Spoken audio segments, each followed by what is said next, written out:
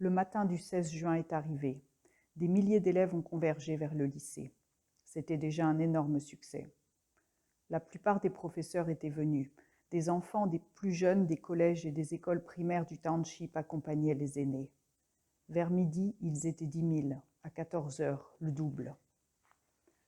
Le cortège s'est formé, long de 200 mètres, et la marche vers le commissariat d'Orlando a commencé.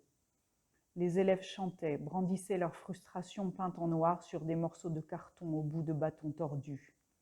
J'ai tenu à être au premier rang. Je me sentais responsable, à la fois de les protéger et de leur donner la force de continuer. Les corps avançaient, serrés les uns contre les autres, une même énergie nous poussait en avant vers la police, leurs chiens et leurs fusils. Nos pas en cadence frappaient fort la rue de terre et d'ordures, comme pour tromper le tremblement de nos mains et nous faire oublier la peur. Les visages des enfants étaient graves.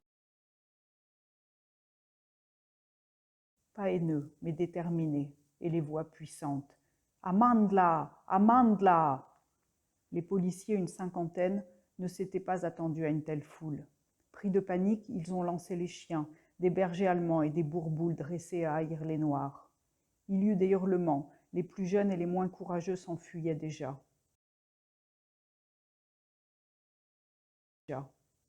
Mais les élèves ripostaient, des pierres ont volé, les chiens ne suffisaient pas à arrêter le cortège. Alors tout a basculé. Un premier policier a tiré, puis les autres. Ils tiraient vers nous, à balles réelles et à hauteur de torse et des têtes.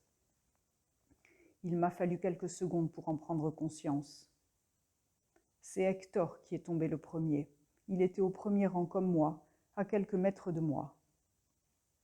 C'est étrange, dans le vacarme des hurlements, des sifflements de balles et des aboiements des chiens, j'ai entendu très distinctement son petit corps s'affaisser et sa bouche émettre un « Oh !»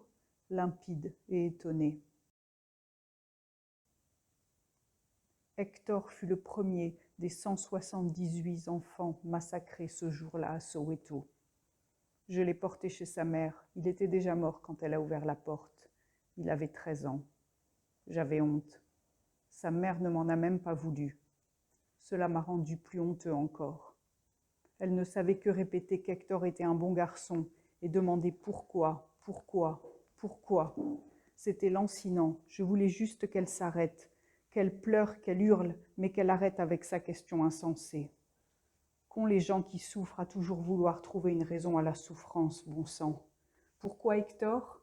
Eh bien parce qu'il était noir, parce qu'il refusait de passer ses examens en afrikaans, qu'il criait sa colère de sa voix même pas muée, avec sa petite pancarte et son cœur au bord des lèvres. « Amandla !» Parce que les infâmes avaient tiré et que son poumon était sur la trajectoire de la balle. Parce qu'il était né dans ce taudis, parce que nous étions maudits.